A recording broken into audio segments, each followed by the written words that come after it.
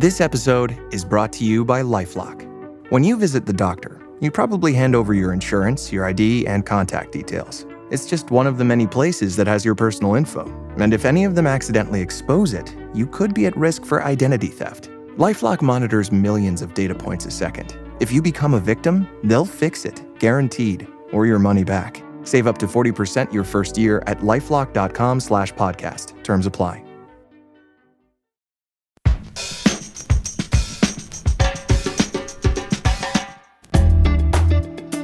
It is Monday, August 18th, 2025. Welcome back to Hang Up and Listen, the sports podcast here at Slate. Back with you again. I'm Alex Kirshner. I'm a contributing writer for Slate, and I co-host Split Zone Duo, a national college football podcast. Exciting time of year in college football. This week, our lineup of topics begins with an ever-present problem in sports that's recently gotten some renewed attention: the stalking of athletes, male and female, and the toll it can take on them and their families. We'll talk with Carson Kessler, an investigative reporter for The Athletic, who dove into the subject in detail in a recent package of stories that were quite chilling to read. We will then ring in that college football season that I just mentioned with a little season preview, hang-up style, as a handful of games get the season going this upcoming weekend before the proper Week 1 on Labor Day weekend. And we'll interview the acclaimed golf journalist Brendan Porath about a brewing problem for the United States Ryder Cup team. The prospect of the captain of the team, who is also one of the best players in the world right now, maybe also playing for that team. Could be a huge problem. We'll ask. As usual, joining me this week is Lindsay Gibbs, the publisher of Power Plays, a newsletter that covers the key stories of the moment in women's sports. Lindsay, how are we doing? I'm doing so good. I'm excited for the marquee event of this week, the mixed doubles at the U.S. Open, which we might have to discuss next week. It's going to be wild, and I'm excited. I am very much looking forward to the U.S. Open as well. I feel like I'm in a more of a tennis phase right now, probably because of the Sinner Alcaraz stuff than I have been in a while, but it has done what it's supposed to do for the whole sport, which has also made me much more interested in the rest of it, including the mixed doubles spectacle. Yeah. Go Venus. Yes. Also, you just heard him saying go Venus. It's Ben Lindbergh. Ben, how are you doing? Co-host of Effectively Wild and panelist here on Hang Up and Listen. That's me. Yeah, I'm somewhere between Milwaukee Brewers hot and New York Mets cold. Just a lukewarm medium. That's what I'm aiming for. So not quite as great times for me as for you. A married man with college football coming back. Everything is coming up, Alex. It is all coming up me, absolutely. But Ben, I'm curious, where do you net out on the Little League stadium of it all that the Mets and the Mariners played in the other night? I find this whole thing to be cute, right? I imagine there are some drawbacks, but I mean, they're playing in minor league ballparks 162 games a year between the Rays and the A's, so. Hey. Yeah, why not? No, I'm one of the people who thinks that if they're going to play the Little League World Series game, then they should play with Little League dimensions. They should play with the shallow fences. Everything's a home run. Really just lean into the spectacle of that event. At least for one inning, right? Yeah, come on. Yeah. Let's see it. Put your strikeout pitchers on the mound if you don't want to give up home runs in the course of that inning. Yeah, that's what teams do most of the time, I guess. That's why baseball is like it is today. Before we get into our business, as always, we want to say thank you to our Slate Plus members for making Hang Up and Listen possible. Subscribing helps us make the show, of course, and it also allows you to get it ad-free, which is a great perk. But there's one more big one. You get bonus segments, and there is good news. We have one of those live right now for Slate Plus members. It's about those very Milwaukee Brewers that Ben just mentioned. Ben is going to take us through how a team that was supposed to go somewhere around 500 this year morphed into a complete wagon that is just destroying everything in its path through a 14-game winning streak that sadly ended on Sunday. We'll talk about them. You can hear that episode right now as long as you're a Slate Plus member. Subscribe by going to Apple Podcasts and clicking Try Free at the top of our show page, or visit slate.com/hangupplus to get access wherever you listen.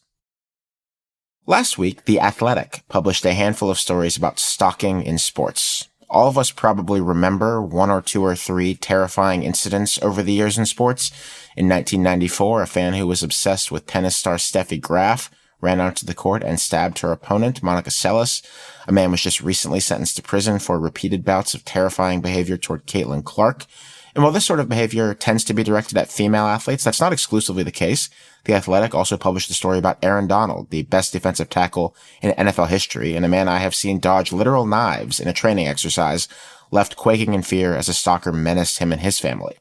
We've put these stories in our show notes this week if you want to check them out. And we're glad now to have the reporter who wrote a couple of them on the show.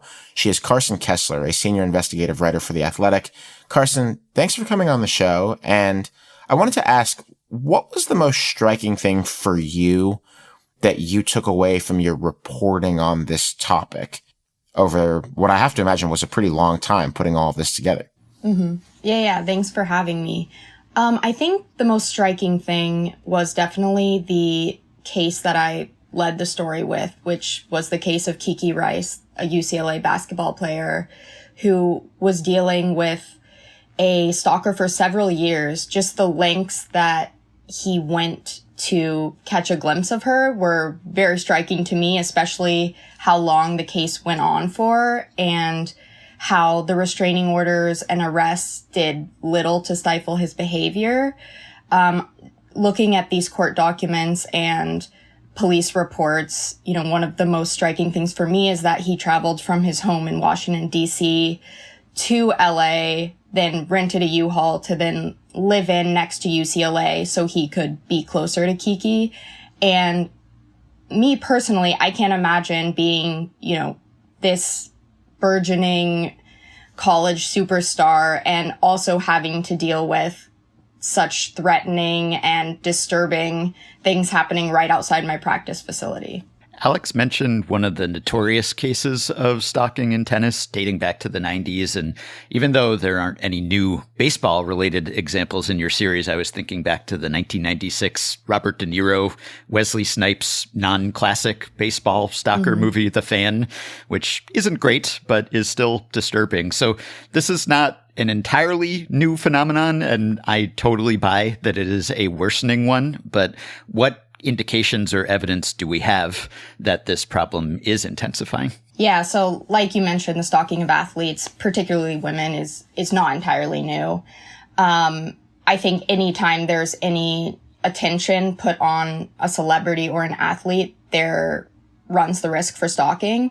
But the experts we spoke to said there is certainly a rise in this because of a variety of reasons. It could be the increasing popularity of women's sports. Broader social media exposure is probably the thing that most people would point to. And then also there's the component of the rise of sports betting, which we're seeing a lot of harassment arise from. But yeah, social media, I would say, definitely plays the biggest factor just because we're seeing athletes chronicle their lives and careers via social media for a variety of reasons. But this also opens the door to lead fixated strangers to believe they're connected to these athletes in ways that they are not. One of the things that the series really got me to think differently about was athlete security and the ways that teams and leagues can go about trying to protect these athletes and, the ways that they're falling short and the ways that they might always fall short due to the nature of this. A couple of statistics. One that really stuck out to me was that at Iowa, during Caitlin Clark's sophomore season, you reported that their security expenditures for women's basketball home games were $153,000, and during her final season, it went up to over $460,000. So there was a real investment in there, and I am guessing that most women's college programs have not spent a lot on security in the past, especially not upwards of $500,000. What did you learn about ways that organizations are trying to go about protecting these players? Yeah, I think this is one of the particularly disturbing parts for me because we're seeing there's only so much that colleges, universities, and leagues can do. Like you mentioned, you could raise security budgets and increase protection that way. You could ban individuals from going to certain games or practice facilities, but that's not always going to stop someone who is fixated on a certain individual. We've seen a lot of the professional leagues, the NCAA, WTA, and WNBA, have really invested resources on the social media monitoring aspect of this because we are seeing a lot of these stalkings originate or arise from social media interactions. So they've hired a third-party firm to essentially monitor social media interactions and flag those that could lead to more serious experiences, and then turn those over to law enforcement, which they've done in a few cases. Carson, one of the things that seemed to be a through line through a handful of these stories as part of the athletics package, both yours and your colleague Nathan Fennos, who wrote the Aaron Donald story that I was really interested in as well, is that typical law enforcement convention around stalking just does not seem to do a lot. Always, Aaron Donald's stalker has a restraining order against her. Mm-hmm. And yet, it doesn't seem like this has really done anything to prevent Donald from living in fear, being worried about his family.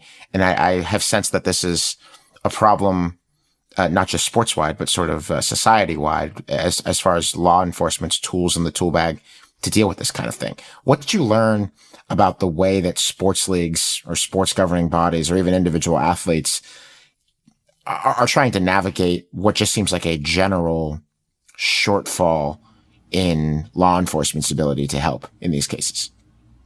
Yeah, that's another concerning part of this whole thing, is that the burden of protection really does fall on the victim of the crime. The first line of defense, like you said, is a restraining order or an order of protection. And that really requires the victim, while they're dealing with this behavior, to gather evidence over time and to prove that there really is some sort of real life threat. Then they bring that to the court to get a temporary restraining order, which then goes to court for a more permanent restraining order, normally 5 years. But if, those 5 years come and go and the behavior is still happening, it would be up to the victim again to file to renew for that request. And like you said, oftentimes a restraining order is kind of like a paper shield. These individuals don't always follow the rules set by these orders. And in fact, a lot of times just they run amok from what they're supposed to be following. You mentioned the rise of sports betting as a factor here, and athletes are certainly subject to all sorts of harassment now at a volume that they weren't before. Because of that, their DMs are just flooded with people who are upset that they cost them a parlay paying off or whatever, and The Athletic and other places have documented that. So to what extent are these trends connected? I mean, this sort of fixation that we're talking about here mostly isn't because a bet didn't work out, but do the two overlap? Does one sometimes lead to another, or are they just kind of parallel means of harassment? Yeah, I would say most stalking seems to be a romantic or sexual motivation, whereas sports betting, we didn't look that far into it because we were looking at a variety of other things, but seems to be more harassment based versus physical stalking. Although not exactly sports betting, but along the lines of losing money, we did find this really disturbing trend in women's golf. Of course, every sport and many things involving celebrities deal with scams, but it's this catfishing scam where someone online will impersonate a famous golfer and essentially reel in a victim to give them money because they think they're going to get some special experience, whether it's a VIP meet and greet with the golfer or a private dinner. And oftentimes this has led to people physically showing up at the tournaments or near the golfer. One of two ways this normally goes. They're either there because they realize they've been scammed out of money and they're angry and they think the golfer was somehow responsible for it, or they're there because they legitimately believe they were in conversation with the golfer and they're there to retrieve their VIP meet and greet package. There seems to be a lot of this that there's a relationship with mental health issues of the people who are able to, get kind of scammed by the people you're talking about. As someone who lives with their mother who is older, I see the amount of spam text and things that she gets on a daily basis. And, she's constantly asking me, like, are you sure this is scam? And it's, you have to go to talk through it. It's just so easy to get people to believe the sincerity of things that to those of us who are removed from it are obviously false. So there's the mental health component, there's an age component, and a this parasocial component as well. But I think that what interested me the most in the way you packaged these stories was in showing that it really it doesn't discriminate against who can either get played by or who is committing these scams. So what do you think the common thread is? I don't know. That's a really good question. I think it would have to be this sort of connection that people feel to athletes, as well as, a lot of the athletes we spoke to, particularly golfers, they enjoy the engagement that they get from their fans, and it's unfortunate for them because this scam, for example, is kind of causing them to limit the engagement that they can have with their fans. And like you mentioned, age is a big factor when it comes to scams in particular. But some of the security professionals we spoke to are really concerned that these scams are going to continue to get more sophisticated. For example, we, created this fake Instagram persona to see how quickly we could get catfished by one of these scammers, and all it took was 20 minutes. And we got an AI sort of video. It wasn't the best one because it did sound rather robotic, but we have seen instances where scammers can create a deep fake, a video of an athlete saying your name, saying, whatever you ask them to say. And down the line, these could get really realistic. And so it's not just older people that would essentially fall victim to this. But yeah, it's rather scary. As you say that, I wonder about policy prescriptions that could help with this. It seems like it would probably help if there was more robust regulation of deepfakes and of AI and of the way that people use these tools to deceptive ends. It certainly seems to me like kind of on the parallel track that Ben was talking about, like limiting the kinds of bets you can make, or at least the kinds of bets that you can make on certain sports. Maybe they're college sports. You shouldn't be able to bet on player over-unders. I don't know. Those all seem like things that make sense. But one of the things that strikes me is that, it does seem like a lot of the simplest solutions that you would propose in a case, or that I would think of in a case like this, just seem like victim blaming. It's like, post less online. Like, don't make yourself so visible, but you're a public figure. You have a business that is somewhat tied to your image and to posting online. And I hate to just throw my hands up and say, so what do we do about this? But I'm curious, Carson, like in your reporting, what did you hear suggested, if anything, from security experts, from athletes, from teams that might, if not help them deal with this kind of behavior, at least might make it slightly less likely that it would happen? I think the main suggestion we kind of heard across the board, which isn't a great one, but still, something to be aware of, is just for athletes and people in general to be aware of what they are posting. Obviously, you're not going to stop people from posting. That's a huge part of their career and how they promote themselves. But just being aware of what exactly you're posting, like making sure if you go to a certain location routinely, maybe don't post in that spot. Or if there is somewhere that has signifying features that someone could possibly geolocate to find your location, probably don't do that either. Maybe not posting exactly at the same time that you're at someplace. Just being aware of, those certain things, which is really unfortunate because I would imagine people want to be authentic and genuine in what they're posting, but they also have to be aware of the links that some of these fans and individuals will go to find them. And even amateur athletes can be targets. I know Dan Wetzel at ESPN published a story last week about all these teenagers who've just been ensnared in this, I guess the FBI calls it financial sextortion, basically, tricking them into sending some explicit photo and then threatening to expose the exposure to everyone, essentially. So I assume it's not just athletes that celebrities of all kinds, of course, are subject to this sort of thing. But it does seem to me that athletes are maybe more vulnerable just because people know where they're going to be a lot of the time. Mm-hmm. If you're just an actor, maybe you promote your movie, you go to the premiere or something. But other than that, it's not like your itinerary is telegraphed to everyone. Whereas athletes, you know when their team is playing, you know where, you know months in advance. And as I think some of your stories mention in tennis, for instance, you know where the practice sessions are, and they're kind of mingling with people. They're walking from place to place. A tennis player is maybe not super wealthy and can't necessarily afford to be just protecting themselves if they're not being protected by someone. So that also seems like a big part of the problem, just relative to other sorts of celebrities, that athletes are just available and thus vulnerable. Right. Yeah. The same for golf. You're literally, people can follow you from hole to hole. You're literally separated by a string.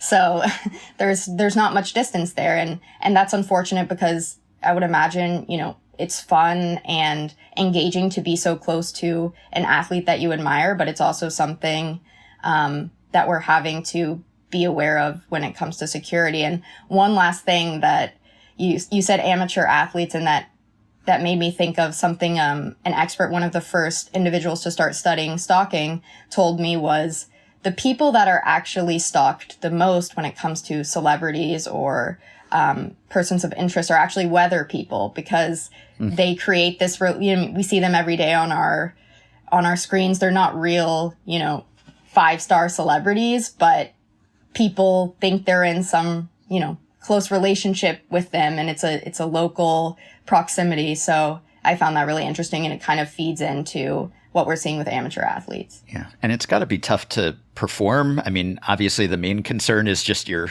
off the field safety and your family and everything, but it's also got to be tough just in your career. Like, it's something that must intersect with your professional life as well. Because as we've seen in tennis, you see someone in the stands who has had this sort of behavior and you're encountering them everywhere. How can you concentrate on what you're doing, right? Immediately you'd be distracted by that. So we might not even know that that's happening. Some of these cases have been public, but a lot of them are undocumented. And so you're wondering why a player is struggling. Like, you just never know what's going on in their personal life and whether something like this even could potentially be at play. Right. And the last thing I will say that you kind of mentioned is, while we chronicled all these events of stalking that we found through court filings, media reports, and otherwise, it's severely underreported. So there's no way for us to know how many athletes are dealing with stalkers or fixated individuals. And, they are severely underreported to police, media, but you might not even know that an athlete's going through something because they might not have even reported it amongst their friends or family. I think it's a disturbing thing to be going through, and people don't want to maybe tell others that they're going through it because, like you said, it can affect performance, and it can really make it real and make it seem like there's some serious physical threats going on. Carson, thank you so much for coming on the show. To all our listeners, you can find Carson's stories and those of the rest of the Athletics investigative team at The Athletic, or get a selection of them in the show notes that are attached to this episode. Really appreciate you coming on and sharing some of your observations with us. Thanks, Carson. Thanks for having me. Up next, we'll talk about college football coming back.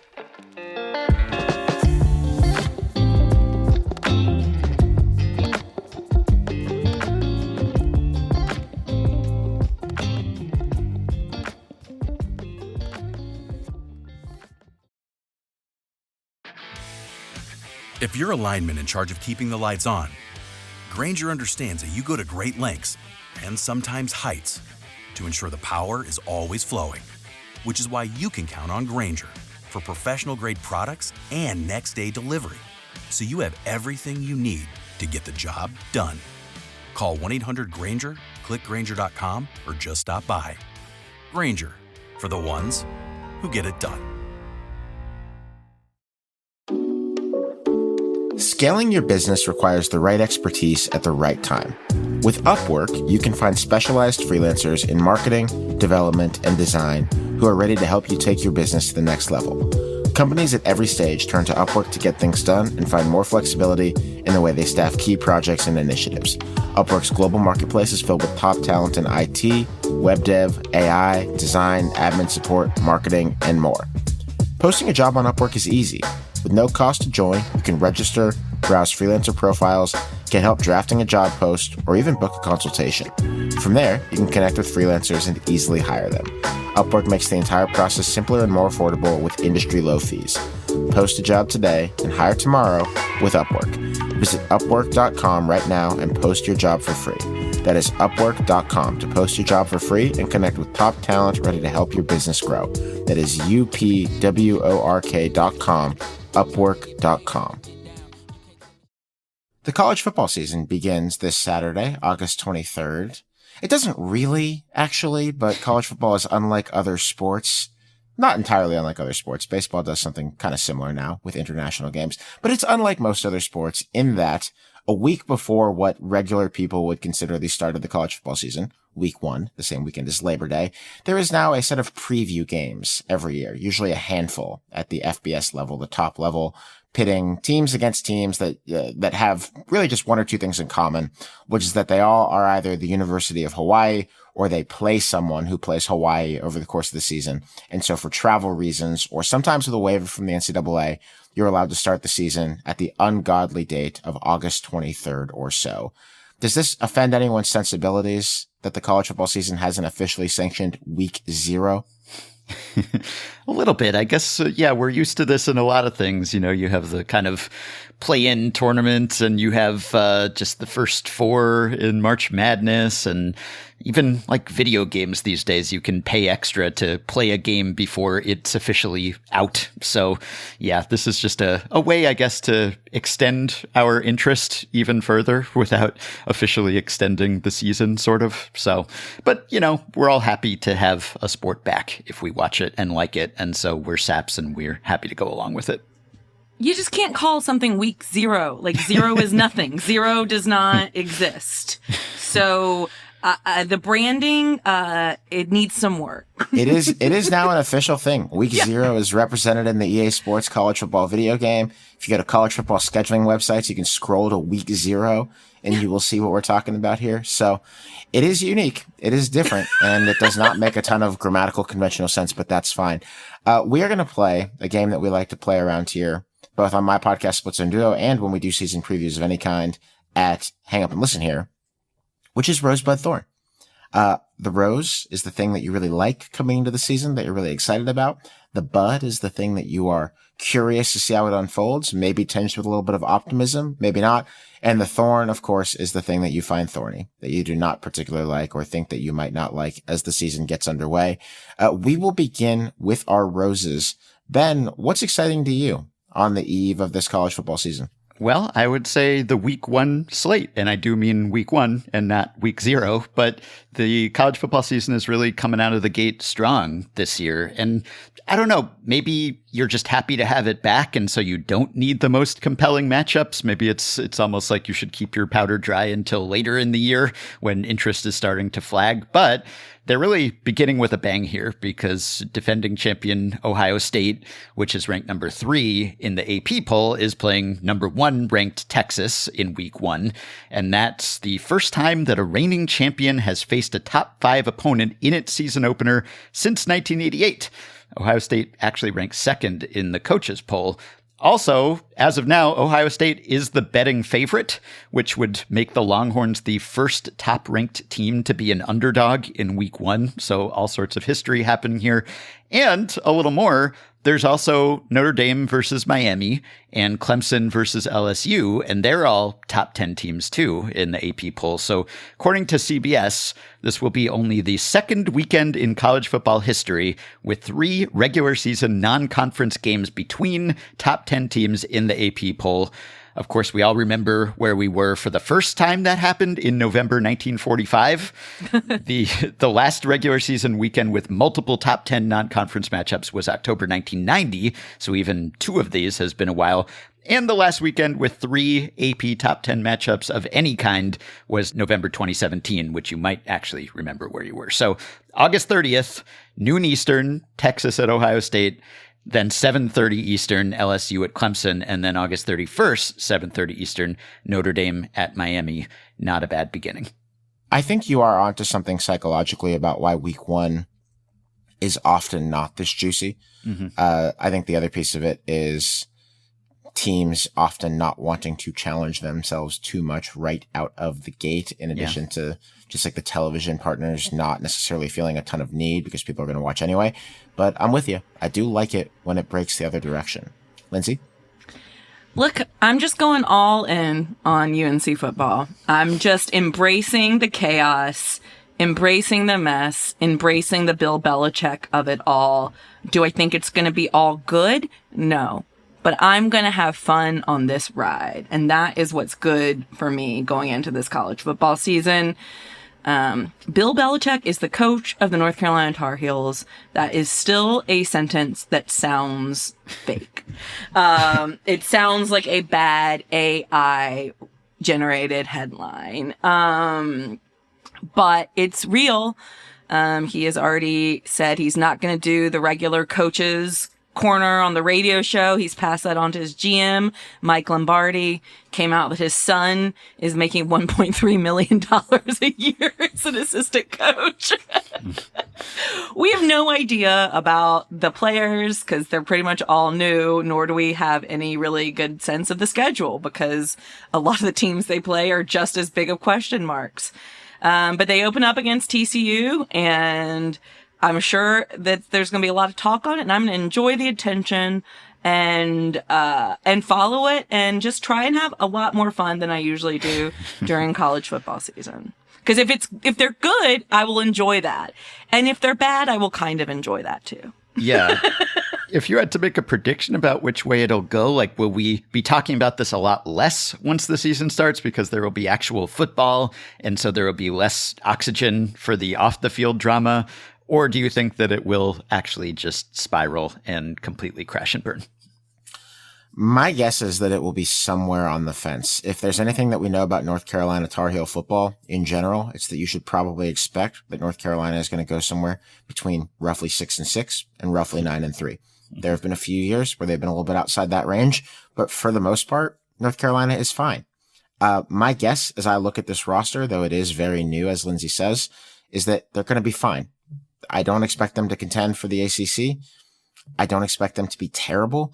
There will be an if it bleeds, it leads sort of thing going on here. You know, should they lose to what could be a really good TCU team out of the Big 12 in week 1, that will be an issue. If they should happen to lose either of their next couple games, either to Charlotte, that's UNC Charlotte, as most will know it, or to Richmond, which is a good FCS team, but an FCS team nonetheless, then I think you might get into the situation where it really does become the media circus and it gets ugly. I will note with some very light kudos to Bill Belichick that they have stayed out of the tabloids for 2 or 3 months, right? Like back in the spring, it was a disaster sort of Bill's own making and of Jordan Hudson, his you got to know Jordan's got something up her sleeve for this season, unless like they literally have her on 24/7 like lockdown watch, like keeping her out of the tabloids for 2 months.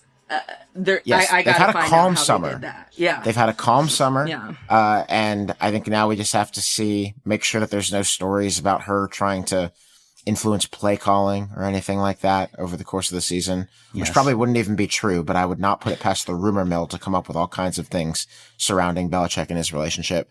And I am interested to see what happens with North Carolina because Bill has never coached at this level before. He's the most accomplished NFL coach of all time. And, you know, they're going to play the first weekend of October against Clemson. Clemson has a really talented roster. Clemson has a bigger talent advantage against North Carolina than probably any NFL team has ever had against any NFL team. Maybe you could make an argument that some years the best team in the NFL versus the worst team in the NFL is a wider gap than that. But in general, like you're taking a blue blood college football program with great players all over the field against a regular power conference program. It's a pretty wide talent gap. That just doesn't really exist at the NFL level. And Bill has to navigate that. Like Bill has to coach up an underdog and scheme it up to try to give North Carolina a chance in that game. They're playing that at home, so maybe they'll only be 10-ish point underdogs if I were to guess today. But in the NFL, that would be huge. And we've seen kind of the parity in that league that just doesn't exist here. So how Bill navigates all that is, I think, legitimately in football terms, compelling to me. Yeah, we will find out. Perhaps Pablo Torre will also find out. We'll see about that too. Alex, what is your rose? My rose is the Big 12 conference in general. Big 12 has 16 teams now, did last year as well. And the thing that is so interesting about the Big 12 that has really never been the case for any conference in college football is that it is, on one hand, a big football league with big schools that care a ton about football, have big fan bases, are very into this shit, are very excited about the football season, produce a great game day atmosphere in general. But on the second hand, this league really does not have a prestige brand. It does not have a blue blood program that recruits way better than everyone else. The Big 12 had two of them, Texas and Oklahoma, and they both play in the SEC now. And what that has left is the most chaotic conference at the power level that we've ever seen in the history of the sport. And what better manifestation of that than in the first year of the league, the team that was picked dead last in the preseason poll out of 16 teams, Arizona State, going on to win the conference and give Texas one hell of a scare in the college football playoff in the quarterfinals. I don't think that's going to happen every year. In fact, there will never be another last place preseason poll pick in the Big 12 to win the league because the Big 12 decided to kill the preseason poll going into this year for the conference order of finish out of sort of a paranoid belief that Arizona State was the last place team hurt their perception nationally last season. I don't really buy it. I think their problem last season is that they lost to Cincinnati, but neither here nor there. So this is the first time that we've ever had, or the second time after last year, that we've ever had a power conference league where honestly you have no idea what's going to happen. Like, I think I could pretty easily make an argument that any of like 5 teams, maybe 6, are going to win this conference this year, having picked through it with a fine-tooth comb. Arizona State is the defending champion. Iowa State was right there with them last year. Kansas State, always going to be solid under Chris Kleiman. Texas Tech spent many millions of dollars on a great transfer portal class, really kind of at the vanguard of paying for players in the new era that we're in economically. And there's only 1 or 2 teams, if that I think are going to be terrible. Headlined by Oklahoma State, which didn't win a game in the conference last year, which is another weird thing. So I am captivated by whatever is going to happen in the Big 12 this year. I think it's going to be the most watchable league in college football. Ben, tell me about a little point of curiosity, a little bud going into your college football season. Well, mine is about primetime. Deion Sanders is cancer-free after having his bladder removed and reconstructed, so congrats to him. And now, having hopefully gotten his health in order, he can focus on an on-field challenge, which is his first season coaching a team without having his son at quarterback. So Deion's Colorado Buffaloes went from 4-8 to 9-4 and the Alamo Bowl, but now they've lost the Heisman and Golden Arm Award winners. They've lost 2 of Sanders' sons, for that matter, most notably Shador, and 8 starters overall. So a ton of turnover, fewer Sanderses around, and now we will see how he handles this. We will also find out whether Amazon will renew Coach Prime for a 4th season. So much at stake here. There is tons, and I'm also interested to see how it looks in the post-Travis, post-Shador world. Lindsay, buds for your college football season? You know, this goes a little bit on what Ben was saying earlier, but I'm just really curious how this Texas is #1 and Archie Manning storyline plays out. I think it's going to be fun to watch. I was really surprised that Texas has never been a preseason #1 before. It feels like that's something that they they would have been. Of course, they've been in the top 5 often. But, you know, the #1 to national championship pipeline isn't as robust as you might think. Some stats via The Athletic. In 75 seasons, 11 teams have started and finished #1 in the AP poll. And the most recent teams to be correctly called as national champions before the season. It hasn't happened since 2017 Alabama. And before that, it was 2004 USC.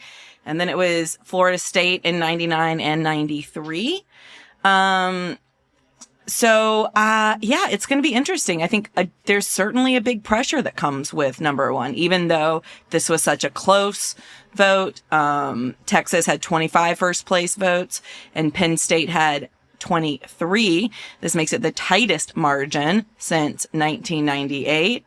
But yeah, it's kind of fun having, Texas isn't new. I know Texas isn't new, but, it's not Alabama at number one. Again, there's a lot of eyes on Archie Manning. So I'm going to see. I'm going to like to see how this plays out. Can they sustain the pressure, the scrutiny that's going to come with it? And how is the fan base going to react? And of course, as Ben mentioned, we'll know a lot week one. We will. Kind of my related bud actually focuses on how there isn't a nationally recognized big star player who towers over the rest this year. Yeah. Not that there always is, but this year in particular, there's really nobody close who is broadly considered to be the best player in college football, because Ashton Jeanty from Boise State, the running back, and Travis Hunter from Colorado are gone from last year. And there just isn't that singular dominant returning quarterback. Arch Manning should be good. We think he'll be good, but he's been on campus for 2 years at Texas, and he's still thrown the majority of his college passes in 2 different games against UL Monroe and Mississippi State, the worst program in the SEC. Like, we just haven't really seen it yet. And the guy who he's going to succeed as quarterback at Texas, Quinn Ewers, was a 5-star himself who was once upon a time almost, not quite as hyped as Archie is now. And he didn't turn out to be any great shakes. He turned out to be a solid, serviceable quarterback who's going to be an NFL backup, but certainly didn't shatter the world. And so how this unfolds kind of across the top 25, across all of the potential playoff contenders, is interesting to me. There are teams that have good quarterbacks, but you have real questions about whether they're going to level up and be stars, like be real cornerstones of a national championship team. Guys like Drew Aller at Penn State or Cade Klubnik at Clemson. You've had Notre Dame and Ohio State, 2 blue blood programs with camp battles at quarterback going up to very, very close to the season. Alabama is starting a guy named Ty Simpson, who's been a backup for a long time, sort of a program loyalty guy that you don't see anymore. And there are these other emerging stars like DJ Lagway at Florida, who had a really encouraging true freshman season. Lenora Sellers at South Carolina. Bryce Underwood at Michigan, who's a true freshman who costs so much money for Michigan to get into the fold. But you don't know how a true freshman is going to be, and they haven't even said explicitly that he's going to be the quarterback. So just about every team that figures to be in the playoff mix has a quarterback situation that you could be optimistic about. Like, you could argue that it will be good, but basically none of them have one that you know will be great. And that introduces some mystery into the coming season that we don't usually have in a sport where we like to say anything can happen, but really it can't. Really, this is one of the most predictable sports that we have in this country. This year, a little bit less so than usual, and I'm happy about that. Yeah, you're all about the lack of sure things on a player level and a team level, which I guess are related. This is very true. This is I'm realizing that common thread between my rose and my bud. Yeah. Thorns, things we do not like. Ben? Yeah, for me, I think it's more talk about playoff formats. Now, we talked a ton about the college football playoff last year and how that went in the year 1 of the new format. And we still don't know exactly what that's going to look like after year 2. There's just no agreement on the format. So that means that we'll be debating and discussing this all season long. Should the playoff field expand to 16 teams? What would that look like? The Big Ten wants one thing, a certain number of guaranteed bids for the 4 power conferences, but especially for the Big Ten and the SEC, just more bids than the Big 12 and the ACC. And then the other conferences and Notre Dame want guaranteed bids for 5 conference champions, and then the other spots for at-large teams. So these teams are at odds. The conferences are at odds. I guess if the standstill continues, we might just get a default 12 teams and we might just stay there, which might be good, I guess. But it seems like we're just having this conversation in every sport all the time about how many teams is too many and whether the playoff format should expand too much. Plus, like, this just changed, like 2 seasons doesn't seem like enough to really assess how things are going or to already be talking about expansion. And yet we will be throughout this season. It's exhausting. Yeah. It's so exhausting. And I think part of the problem here is that conference commissioners in college sports always feel the need to be doing. Like they feel the need to be showing how hard they're working to deliver value to the universities in their league. And so they have to be seen doing stuff all the time, like especially in kind of a precarious economic moment where you have this big new line item to pay players directly under the House settlement. If you're the commissioner of the Big Ten, you have your new media rights deals that went into effect just 2 years ago and a year ago, kind of in a staggering format, mostly 2 years ago. And then what do you do for the next 3-4 years until it's time to be talking again about your television rights deal, which is the thing that makes all of the money for the conference? And the answer in the case of the Big Ten's commissioner, a guy named Tony Petitti, who came in just recently after the last guy did most of the television negotiation, is apparently have a new playoff idea every 6 minutes and subject all of us to hear about it forever on a loop. I'm so desperate for it to stop. Yeah, I can't avoid Tony Petitti. He's everywhere. He used to be the deputy commissioner of Major League Baseball, and then he was the president of sports and entertainment at Activision Blizzard. So baseball, video games, college football. Can't avoid him. Really can't. It's sickening. Lindsay, thorns.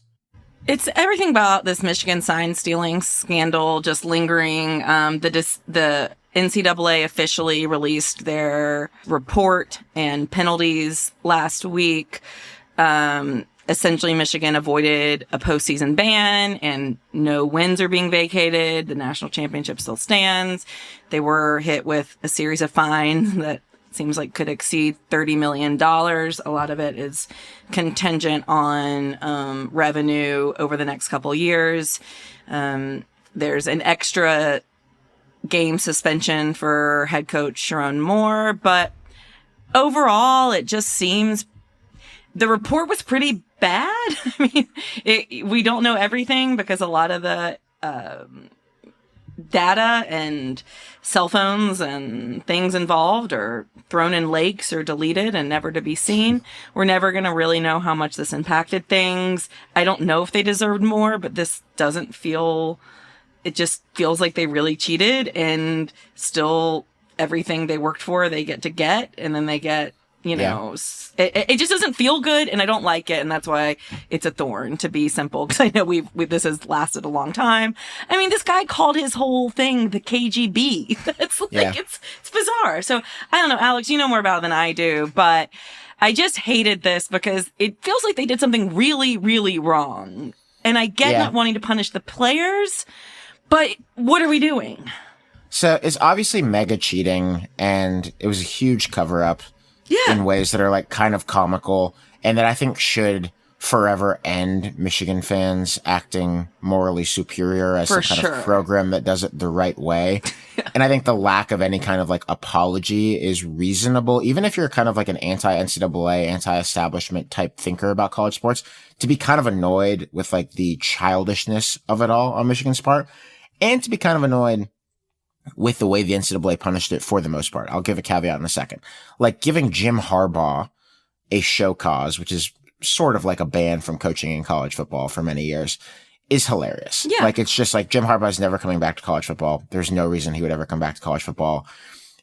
So he doesn't really care. So you're able to give him that and look tough, and you're able to do it. You're able to give a similar penalty to the guy who was actually running the scheme on the ground, Connor Stallions. And which, by the way, that sounds like a fake name. Like that, what a name.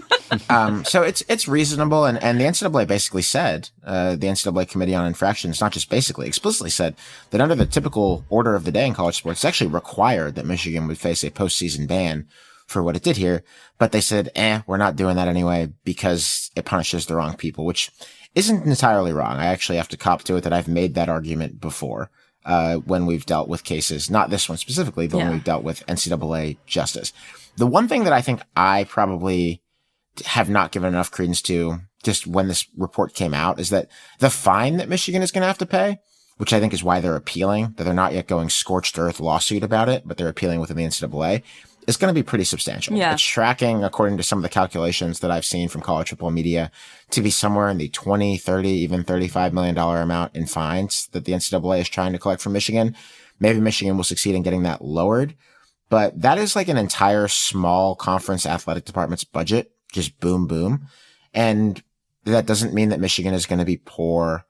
It doesn't mean that Michigan is going to have to start putting advertisements all around the big house, where they famously do not do in-stadium advertising. It's a bit of a pride point for them. But it might mean that they lay people off. It might mean that they have a weaker athletic department in several ways that are a little bit harder to see, a little bit below the surface. And it could be a major financial pain in the ass for Michigan and or its athletic department. So it's not nothing because of the fines. Like, I think the fines, which are tracking, if they're collected, to be the biggest the NCAA has ever gotten out of a school. But if you're a fan of another college football team or just the sport in general, I don't really expect any people to say, "Ah, wow, they really got him with the money," because that's not really what you care about. Like, what you care about is like the notion of a competitive consequence. I mean, Ben, not dissimilarly from the Houston Astros a few years ago, for a wildly similar, not wildly, an extremely similar case, dealing with electronic illegal surveillance of their opponent's signals. And the Astros paid some fines. The Astros, I believe there was a draft pick penalty in there. Correct me if I'm wrong. But what people want is take the fucking title away. Yes. I don't think that would have made sense in Michigan's case, because Michigan was made to stop doing it before they played any teams that actually had any chance to beat them. And then they just beat them anyway. And Jim Harbaugh was suspended in the middle of that season for some very important games. So they got some punishment. But, I think it would have been totally reasonable to take the Astros title away. And I think that there are going to be a lot of college football fans who are going to think that for a long time about Michigan. Not Michigan's problem. We've seen like titles taken away for like autographs and things like It's that silly. in NCAA's past. So that's why silly. it's hard, but I don't know. Anyways, that's my thorn. Yeah. Taking titles away is tricky, at least certainly in baseball. There's not much precedent for that. But as Harbaugh said, not engaging. But what's your thorn, Alex? I'll keep it brief. My thorn is how much time we've spent talking about not actual football, talking about college football for the last couple of years. It's not that these aren't big stories. I've covered them all myself. They're all substantial, but I'm looking forward to toe meeting leather and just having ball to talk about, because this is a sport that people enjoy, not for reading about court filings, but for watching football played on a grass field with a marching band playing and things of that nature. So I'm excited to get back to that. Yeah. I'm excited also to hear about it on Split Zone Duo. Thank you, Ben. Up next, the Ryder Cup presents an unusual, unprecedented quandary for the American team and its current captain. We'll talk about it.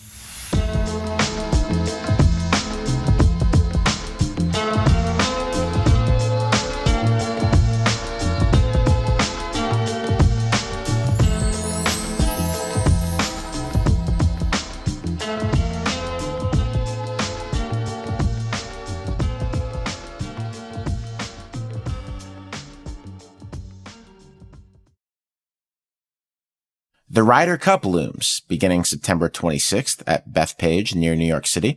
It's the biggest team event and arguably the biggest spectacle in golf, and this year's event feels especially big for the American team that will play on home soil against the European side, because it marks a rare reuniting of LIV golf players with their former colleagues on the PGA Tour. So that's Scottie Scheffler and Bryson DeChambeau against Rory McIlroy and Jon Rahm, among others. The New York crowds will be really drunk and really loud. It'll be a big scene.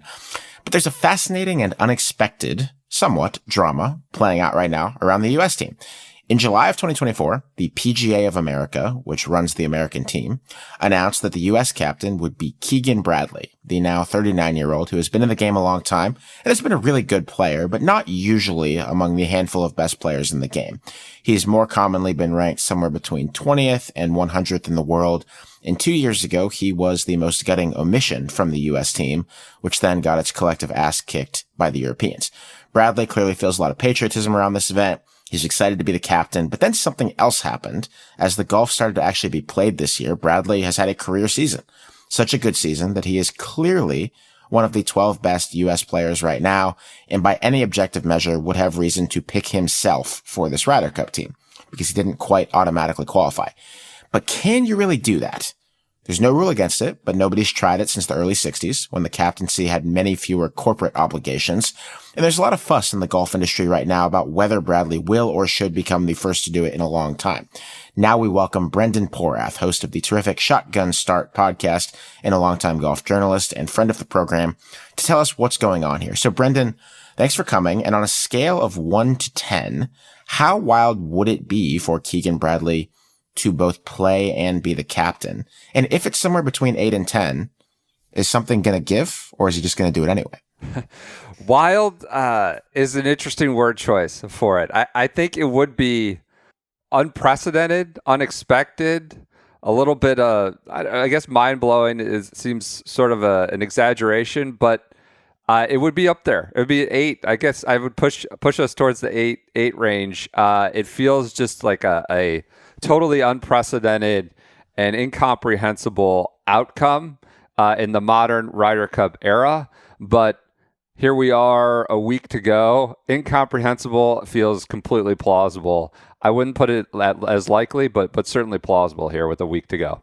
And you say a week to go because he has to pick his team right after the Tour Championship ends the PGA Tour season. Yes, as we speak now, about a week or so to finalize the 12 players. So he's sort of auditioning for himself, I suppose. So can you explain why it's so incomprehensible? Aside from picking the players, or at least the ones who don't qualify automatically, what does a Ryder Cup captain do?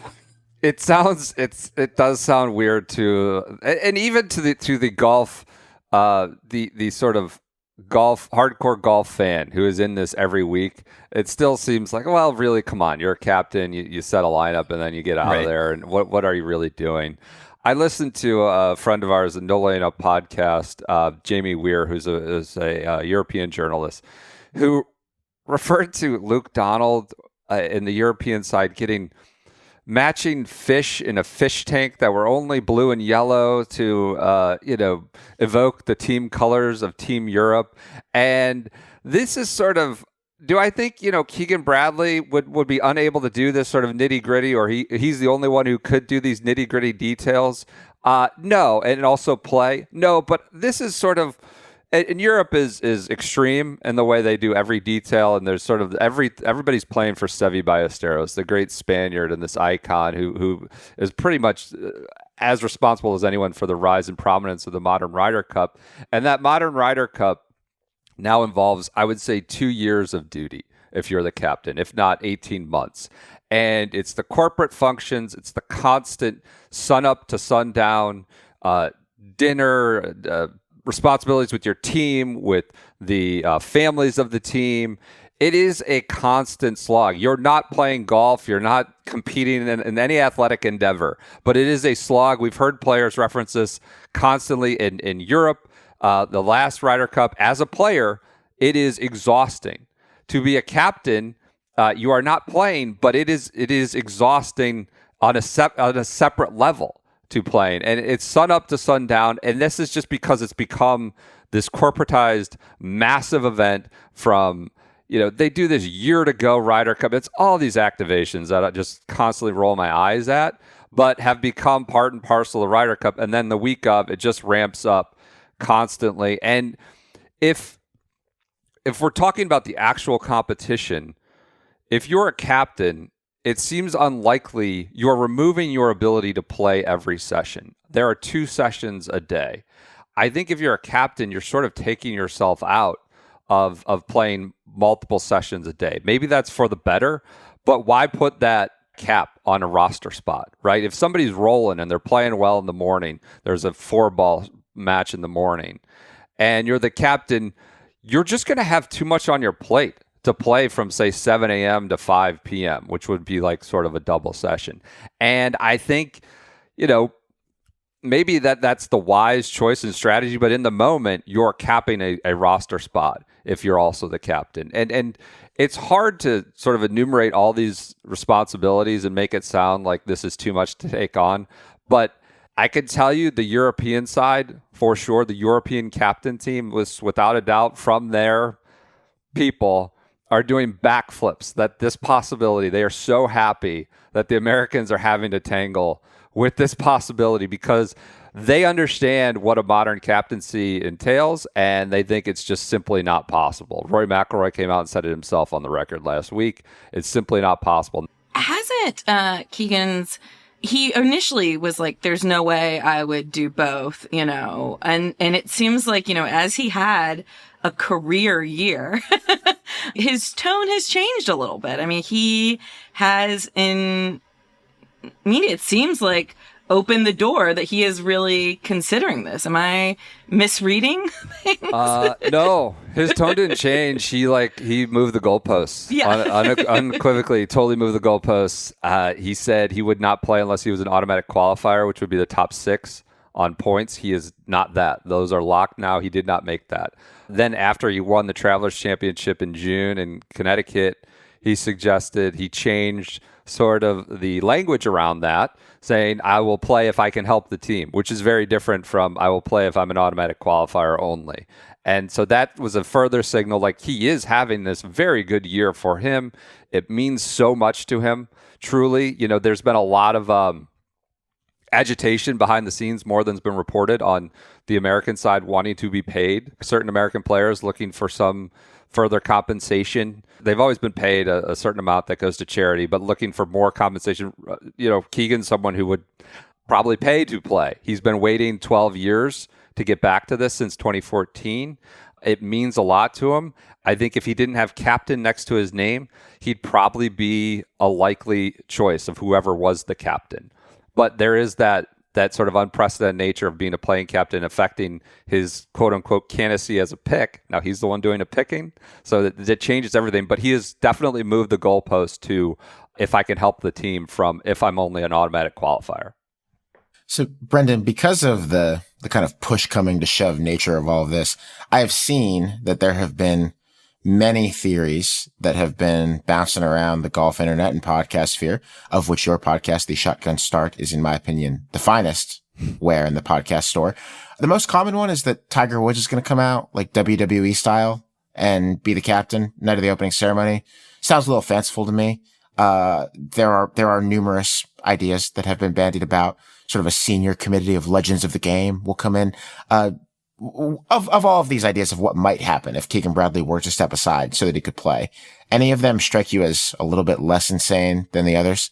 I think the most plausible outcome and sensible outcome is if he is the playing captain, he's going to delegate most of the sort of captain responsibilities to Jim Furyk, who has been a captain in a President's Cup, captain in a Ryder Cup. I think interestingly enough, he's been strident about refusing to relinquish any of the captain's duties. And that's odd to me. It's like, hey, man, if you're going to play, if you want to play so bad, and that's a reasonable desire, why don't you just punt away the captaincy in mid-June? Punt away the captaincy in July. Say, look, here's the line of succession, and here's what's happening. If I'm a pick, if I'm close, he's been like, no, I am going to captain. This is my captaincy. I think there's where he could have been a little more compromising.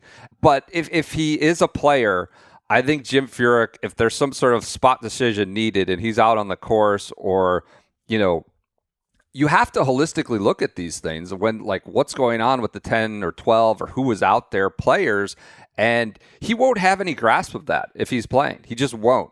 And so I think the sensible and likely outcome is that Jim Furyk, who has done this before, both in a Ryder Cup and a President's Cup, will be sort of an acting captain. Like Luke Donald, who is the European captain, needs someone to a point of contact. There has to be hey, here's what's happening.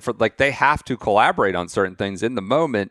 And I think that's where we'd go with Jim Furyk. The Tiger thing is not happening. That's ridiculous. I'm rooting for this to happen, for him to do both, because I like when anachronistic throwback retro things happen in sports, and I like versatility, and the larger trend is toward increasing specialization, so I like anything that kind of goes against that. And so I'm always rooting for Shohei Ohtani or Travis Hunter to be two-way players, right? Let's see if they can do it.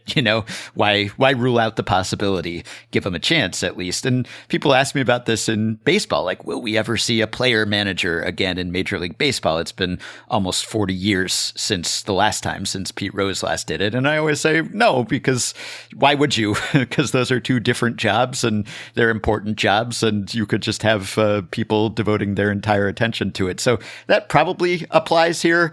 And yet I want it to happen. The thing is, though, that it seems like the reputational risk to Bradley if he does this. Now, I guess if he does it and the U.S. team wins and he plays well, okay, then he's a hero and a legend. Yeah, right, exactly.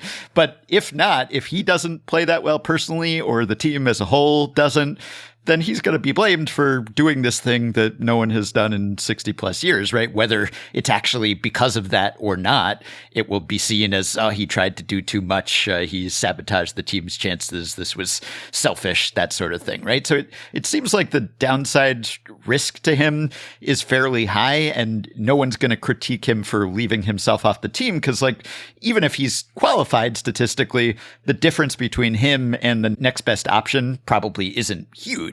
Right. So it's not as if he's, Scotty Scheffler or something. Right. So like that calculus, it seems to be that it would kind of hew toward not doing this. But on the other hand, he does really seem to want to. It feels like he has dug in here towards the end of the process, and we may get to the finalization of the roster and he bypasses himself. But you've hit the nail on the head here. The Ryder Cup, this may not be decisive. He may pick himself and they win by 10, but the Ryder Cup has become such a scrutinized, massive endeavor that everything at every margin becomes critical. And we can't, when it's all said and done, you don't assign usually blame or credit to one particular thing, but the reputational risk you talked about is massive here because it's all at the margins. And the European side has gotten so into the data, right? And advanced analytics of how they pick their team. They put point blank, this would be insane to put forth, to have a playing captain. It's just too much. And I think they're happy that it's come to this. And what you suggest is the next best option. The option actually might be better. It might not be next best. It might be better right now. And that's what we've come to with this nightmare scenario of 3-4 guys for 1 to 2 spots, and Keegan Bradley is among them. But there are equally, if not better, choices right now that are not the captain. And the reputational risk would be a disaster, especially at a setting like Bethpage that Alex referred to. It's going to be a charged scenario with New York fans who have been, they've attempted to price them out with some of the tickets, but I don't think that's going to happen. It's going to be an intense environment. And if things start to go sideways for Keegan and he's picked himself and there's suitable, credible options at home, then it's going to become an even more intense, pressurized environment for the last day, 2 days, if things start to flounder. I think there's been a couple of subplots that have been so interesting to me. One is other American players being asked about this, and it's like, I mean, he's still the captain, so you're not going to be like, he shouldn't play. Theoretically, like, you still have to work with this guy, and if you're not top 6, you still want him to pick you. So it seems like none of them would realistically come out strongly against it, And I don't think they have. I think it's been the Europeans who have been the most vocal about how hard it would be. But also the fact that in Full Swing, I can't remember like which season, and I've just seen clips of it, but him not making the last Ryder Cup team was a huge plot point in that, and the disappointment for missing that team. And so that really got showcased as one of these, marquee moments almost of his story, of golf's story on, a platform that's supposed to be appealing to the casual viewer. And I'm like, are the Netflix cameras rolling right now? Like, do we know if Full Swing is filming right now? From what I understand, the Full Swing has sunsetted. Maybe okay. I think they might be filming for other subjects, but I don't think Keegan is the subject. I don't think he was thrilled. He got caught in the last season during the President's Cup saying we're going to New York and we're going to kick their FNS or something like that, and it went public, and he was not happy about that. Making the show. We could have a whole other talk about golf, and you either want an Access docuseries or you don't. So my guess is he's not crazy about the Access ever that came out, but it's an interesting dilemma. He was, I would say, a victim of what we call in golf the boys club for the Ryder Cup where he was not in the boys club. He's not of the generation where Jordan Spieth and Ricky Fowler and Justin Thomas were friendly with the captain, Zach Johnson, and they made the team. And he was awesome. He was like lightning in a bottle in 2012 and 2014 for the American side, and hasn't been the player since, and now has sort of found this later career form where he was a viable option in 2023, and he is again. It's just now, and they should have seen this. The PGA of America, which names this, they should have foreseen this. Like this, when you name a 38-year-old who's still an active tour member, who's decent, was an option, a viable option in 23, the captain, that this could have happened. And now it has played out precisely the worst case scenario where he's played very well, a probable likely pick if he's not the captain, but he's the captain. And this is where we're at with the week to go. It's just a nightmare scenario. And everything that we're talking about is probably going to get even more charged as it gets closer because it's Bethpage. I'd be somewhat shocked if Donald Trump did not show up in some way or another around this tournament with his best buddy, Bryson DeChambeau, being on the U.S. team. It's going to be a circus. This was already going to be an absolute circus, and it seems like this sort of light mess has made it a bit more of a circus. I know that to listen to more about this story as it unfolds over the next couple weeks, I'm going to be listening to Brendan with Andy Johnson on the Shotgun Start. You can find that where you get podcasts roughly 3 times a week, but sometimes more. I suspect the week of the Ryder Cup, it might be more. Brendan, thank you for coming on the program. Thank you so much for having me. That's all for this episode. We also have a special bonus show that is in the podcast feeds right now for our treasured Slate Plus members. It's about a team that was supposed to be right around 500 this year in Major League Baseball, but turned out to be the best regular season team in all the land, for now, by a mile. We're going to talk about the Milwaukee Brewers. To hear that, you can subscribe to Slate Plus on Apple Podcasts by clicking Try Free at the top of our show page, or visit slate.com/hangout plus to get access wherever you listen. The episode is available right now, and we will see you there. Our show notes are at slate.com/hangup, and you can email us at hangup@slate.com. Don't forget to follow the show and rate and review us on Apple Podcasts. Our producer is Kevin Bendis, and for Ben Lindbergh and Lindsay Gibbs, I'm Alex Kirshner. Remember Zelma Beatty, and thanks for listening.